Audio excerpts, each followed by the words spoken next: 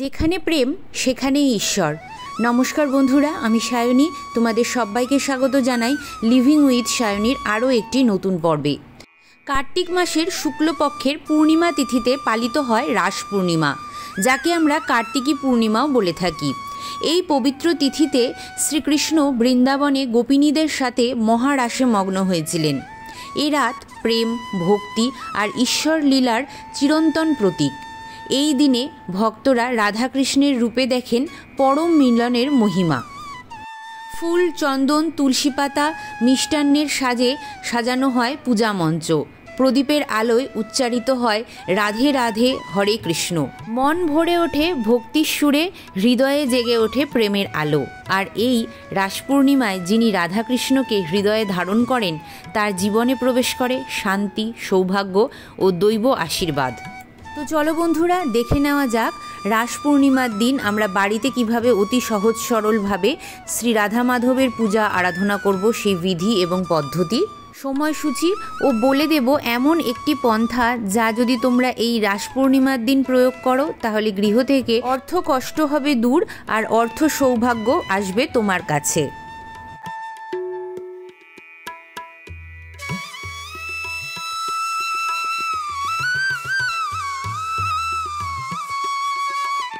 রাস পূর্ণিমার তিথি আগের দিন থেকেই লেগে যাওয়ায় আমি সকাল সকাল স্নান সেরে শুদ্ধ বস্ত্রে ঠাকুর মন্দিরে চলে এসেছি। হাতে নিচ্ছি গঙ্গা জল, বলছি তদ্বিষ্ণু পরমং পদম সদা পশ্যন্তি সুরয় দিবিব চক্ষুরাতম ওম বিষ্ণু ওম বিষ্ণু ওম বিষ্ণু, এই বলে আমি আচমন সেরে নিলাম। এরপর হাতে একটু গঙ্গা জল নিয়ে বিষ্ণু স্মরণ করছি। বলছি অপবিত্র পবিত্র বা সর্বাবস্থাঙ্গত পিবা যৎসরেত পুণ্ডরীকাক্ষ সবাহ্য অভ্যন্তর সূচি নমসূচি নমসূচি নমসূচি।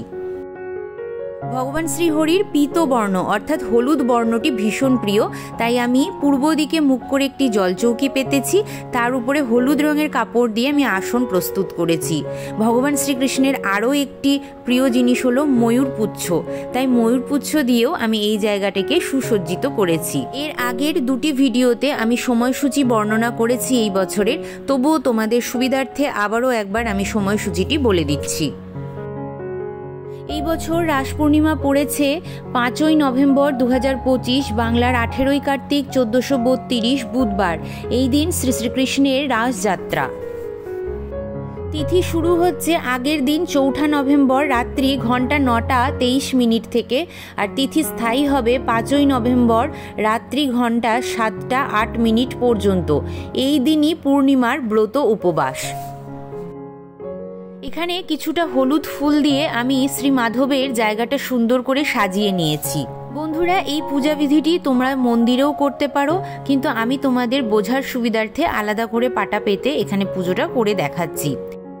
এই পূজায় শ্বেত চন্দন ব্যবহৃত হয়ে থাকে, তাই আমি প্রথমেই কিছুটা পরিমাণ শ্বেত চন্দন এখানে বেটে নিচ্ছি।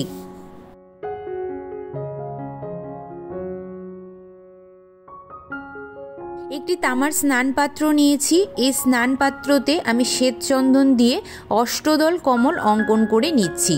তোমরা চাইলে এখানে শ্রী চিহ্ন বা স্বস্তিক চিহ্ন অঙ্কন করতে পারো। 3টি চিহ্নই শুভ চিহ্ন, তাই যে কোনো একটি অঙ্কন করলেই হবে। তোমরা কেউ চাইলে এখানে অষ্টগন্ধা চন্দনের দ্বারাও এই চিত্রটি অঙ্কন করতে পারো। শ্রীমাধবকে বসাবো, তাই একটি তুলসীপত্র আমি এখানে রেখে দিলাম।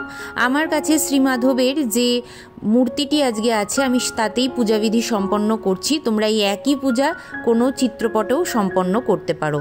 কাঁচা দুধ আর একটু গঙ্গা জল নিয়ে নিলাম। গঙ্গা জলে কিছু সুগন্ধি দ্রব্য অর্থাৎ অঘরু আর রাধারানীর অত্যন্ত প্রিয় গোলাপ জল আমি এখানে মিশ্রিত করে দিচ্ছি।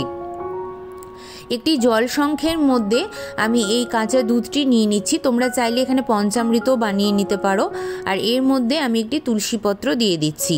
এরপরে মহামন্ত্র জপ করতে করতে অর্থাৎ হরে কৃষ্ণ কৃষ্ণ কৃষ্ণ হরে হরে, হরে রাম রাম রাম হরে হরে, হে কৃষ্ণ করুণা সিন্ধু দীনবন্ধু জগৎপতে গোপেশ গোপিকা কান্ত রাধাকান্ত নমস্তুতে, এই মন্ত্রটি জপ করতে করতে আমি দুধ এবং গঙ্গা জল দিয়ে স্নান করিয়ে নিলাম এবং তাদেরকে আসনে স্থান গ্রহণ করিয়ে দিলাম। এখানে ময়ূরপুচ্ছ যেমন শ্রীমাধবের অত্যন্ত প্রিয়, তেমন বাঁশুরি ছাড়াও কিন্তু শ্রীমাধব একদম অসম্পূর্ণ, তাই তার হাতে একটি বাঁশুরি আমি নিবেদন করলাম। এই দিন তোমরা কেউ চাইলে রূপোর বাঁশুরিও তাকে নিবেদন করতে পারো। প্রথমেই আমি প্রদীপ প্রজ্বলিত করব, তাই একটি পিল সুজের উপর আমি মাটির একটি প্রদীপ নিয়ে নিলাম। আর এখানে আমি প্রদীপটি কিন্তু তিলের তেল দিয়ে প্রজ্বলিত করব, কেন কি রাধারানীর কিন্তু তিল অত্যন্ত প্রিয়, তাই তিলের তেল দিয়ে আমি প্রদীপ প্রজ্বলিত করলাম। তোমরা কেউ চাইলে ঘিয়ের প্রদীপও এদিন প্রজ্বলিত করতে পারো, তবে কেউ সর্ষের তেলের প্রদীপটা এদিন প্রজ্বলিত করো না। একটি চন্দনের গন্ধযুক্ত ধূপ আমি এখানে প্রজ্বলিত করে নিয়েছি। একটি পানি শঙ্খ এই পূজাতে লাগে, তাই জন্য আমি এখানে একটি পানি শঙ্খতে জল ভরে হলুদ ফুল দিয়ে শ্রীমাধবের ডান পাশে স্থাপন করলাম। এবার আবারও হরে কৃষ্ণ কৃষ্ণ কৃষ্ণ হরে হরে, হরে রাম রাম রাম হরে হরে এই মন্ত্রটি বলে শ্বেত চন্দনের তিলক শ্রীমাধবের ললাটে করে দিচ্ছি। এরপর রাধারানীর ললাটেও আমি রাধে রাধে কৃষ্ণ কৃষ্ণ মন্ত্রটি জপ করতে করতে চন্দনের তিলক করে দিচ্ছি। কিছু ফুল আমি এখানে সাজিয়ে নিচ্ছি। রাধারানীর অত্যন্ত প্রিয় একটি ফুল হলো গোলাপ ফুল। এছাড়াও তোমরা এই দিন লাল পদ্ম রাধারানীকে নিবেদন করতে পারো। হলুদ ফুল এবং সাদা ফুল শ্রীমাধবের অত্যন্ত প্রিয়, তাই আমি এখানে হলুদ ফুল আর সাদা ফুল দিয়ে একটি মালা প্রস্তুত করে নিয়েছি। এছাড়াও তোমরা শ্বেত পদ্ম, লাল পদ্ম এই দিন শ্রীমাধব এবং রাধারানীকে নিবেদন করতে পারো। আর যেটা ছাড়া পুজোই হয় না শ্রীমাধবের, সেটা হচ্ছে তুলসী পাতা।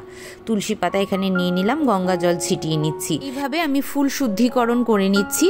শ্রীমাধবের চরণে আমি দুটি তুলসীপত্র শ্বেত চন্দন সহযোগে এখানে নিবেদন করছি। নিবেদন করার সময়ও তোমরা হরে কৃষ্ণ কৃষ্ণ কৃষ্ণ হরে হরে, হরে রাম রাম রাম হরে হরে এই মন্ত্রটি জপ করতে পারো। মালা পরিয়ে দিচ্ছি। আর দেখো, মালাটি পরার পর শ্রীমাধব এবং শ্রীরাধিকাকে কি অপূর্ব লাগছে দেখতে, এই রূপ যেন চোখ জুড়িয়ে যাচ্ছে। এরপর আমরা পুষ্পাঞ্জলি আরম্ভ করব। সর্বপ্রথম আমরা শ্রীরাধিকার পুষ্পাঞ্জলি দেব, কেন তাতে শ্রীমাধব অত্যন্ত প্রীত হন। হাতে গোলাপ ফুল নিয়ে মনে মনে বলছি, তপ্ত কাঞ্চন গৌরাঙ্গী রাধে বৃন্দাবনেশ্বরী বৃষভানু সুতে দেবী তান প্রণমামি হরিপ্রিয়ে এই মন্ত্রটি বলে আমি শ্রীরাধিকার পায়ে পুষ্প নিবেদন করলাম। এরপর আমরা শ্রীমাধবকেও পুষ্পাঞ্জলি দেব। হাতে নিচ্ছি হলুদ ফুল, বলছি কৃষ্ণায় বাসুদেবায় দৈবকী নন্দনায় চ অশেষ ক্লেশ নাশায় গোবিন্দায় নমো নমঃ। হে কৃষ্ণ করুণা সিন্ধু দীনবন্ধু জগৎপতে গোপেশ গোপিকাকান্ত রাধাকান্ত নমস্তুতে। এই দিন একটি তুলসী মঞ্জুরি সহ তুলসীপত্র রাধারানীর হাতে নিবেদন করতে হয়, তবে আমি আমার রাধারানীর বিগ্রহটি যেহেতু খুব ছোট, তাই রাধারানীর বাঁ হাতের পাশে আমি এটি রাখলাম। এবার সেই টোটকাটি বলে দেব বন্ধুরা, যেটি তোমাদের অভ্যর্থ ফল দেবে এই রাস পূর্ণিমার দিন যদি তোমরা শ্রীমাধব এবং শ্রীরাধিকাকে নিবেদন করো। বন্ধুরা, চলছে দামোদর মাস, আর আমরা এটা সবাই জানি যে ভক্ত দামোদর মাসে আমলকি নিবেদন করেন সে কিন্তু অক্ষয় পুণ্য লাভ করেন। আমলকি বা আয়ুর্বেদিক এই ফলটি কিন্তু বিষ্ণুর অত্যন্ত প্রিয়, কারণ এটি পবিত্রতা, দীর্ঘায়ু এবং ঐশ্বর্যের প্রতীক। মনে করা হয় এই আমলকি ফলের মধ্যে স্বয়ং শ্রীদেবী লক্ষ্মী বিরাজ করেন। আর এই আমলকি ফল যদি তুমি রাস পূর্ণিমার দিন শ্রী বিষ্ণু বা শ্রী বিষ্ণুর যে কোনো রূপকে নিবেদন করো, তাহলে সংসার থেকে দারিদ্রতা চিরতরে দূর হয় এবং জীবনে নেমে আসে শান্তি। তাই এই ফলটি আমরা রাস পূর্ণিমার দিন শ্রী মাধবকে নিবেদন করব এবং অহোরাত্র এই ফলটি যতক্ষণ পূর্ণিমা তিথি না চলে যায় তার পায়ের কাছেই নিবেদন করা থাকবে, এবং নিবেদন করা হয়ে গেলে পরের দিন আমরা এই ফলটিকে নিজের গৃহের কোনো একটি গাছের তলায়, মানে বাগানে যে গাছ থাকে বা তোমার টবেও যে গাছ থাকে তার তলায় কিন্তু তোমাকে পুঁতে দিতে হবে। যখন এটি নিবেদন করবে তখন ওম নমো নারায়ণ নমো জপটি করতে কিন্তু ভুলো না। এটি হাত জোর করে তুমি নিজের সংসারের সমস্ত দুঃখ দারিদ্রতাকে দূর করার জন্য তাকে অনুরোধ করবে এবং তারপর কিন্তু এই ফলটি নিবেদন করবে। একটি ফলও নিবেদন করতে পারো বা 3টি ফল নিবেদন করতে পারো। এই ফলটি যদি নিবেদন করতে না পারো, যে কোনো আমলকি গাছের তলায় রাস পূর্ণিমার দিন সন্ধেবেলায় যেয়ে একটি তিলের তেলের প্রদীপ বা ঘিয়ের প্রদীপ প্রজ্বলিত করে দিয়ে আসবে। এবার দেখো ভোগের জন্য আমি কিছু জিনিস এখানে প্রস্তুত করে নিয়েছি, সেগুলি এখানে গুছিয়ে নেব। যেমন শ্রী মাধবের কিন্তু অত্যন্ত প্রিয় হচ্ছে শশা আর কলা, তো এই ফল দুটি তোমরা রাখবেই। আর রাধারানীর অত্যন্ত প্রিয় হচ্ছে আতা ফল বা সবেদা ফল, এই দুটি ফলের মধ্যে যে কোনো একটি ফল তোমরা এই দিন নিবেদন করার চেষ্টা করবে। এছাড়াও রাধা মাধবকে হলুদ মিষ্টি বা সাদা মিষ্টি তোমরা নিবেদন করতে পারো, তো এখানে আমি হলুদ রঙের মিষ্টি নিবেদন করছি। এছাড়াও তোমরা লাড্ডু নিবেদন করতে পারো। উপোসের ব্যাপারে এবার কথা বলবো বন্ধুরা, যতক্ষণ অবধি তোমরা পুজো না দিচ্ছ ততক্ষণ অবধি কিন্তু তোমরা নির্জলা থাকতে পারো। আর যদি কেউ নির্জলা না থাকতে পারো তাহলে শরবত, চা বা ফল খেতে পারো। এরপরে পুজো হয়ে যাওয়ার পর যেহেতু পূর্ণিমা তিথি থাকবে, তাই এই দিনটাতে আমি অন্ন গ্রহণ করতে তোমাদেরকে নিষেধ করব। এই দিন তোমরা লুচি, পরোটা, ডালিয়া, এমনকি সাবু, ফল, দুধ খেয়ে থাকতে পারো।